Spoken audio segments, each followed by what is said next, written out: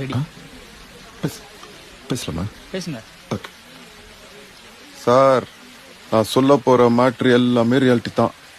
வெட்டினவன், சேர்த்தவன், இடம், பேரு, ஊரு, டைம் எல்லாமே ரியாலிட்டி தான். ஆனா நீங்க அப்படிலாம் காட்டுறதீங்க.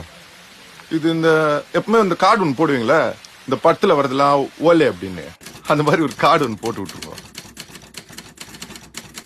எதுகாண்டி சொல்றேன்னா, நான் சொல்ல போற மேட்டர்ல பாதிக்கு மேல எல்லாம் இன்னும் கோர்ட்ல தான் சார் இருக்குது.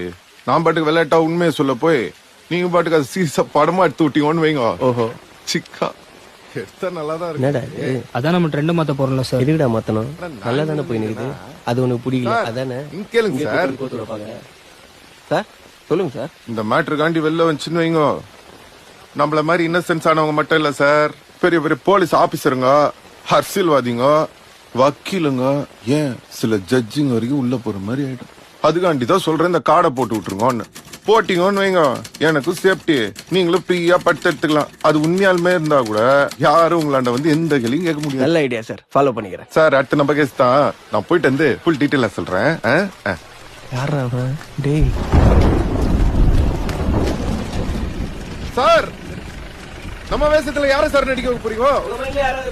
தனுஷ நடிக்க வைங்க சார், பர்ஃபார்மன்ஸ் சூப்பரா பண்ணுவாப்ல.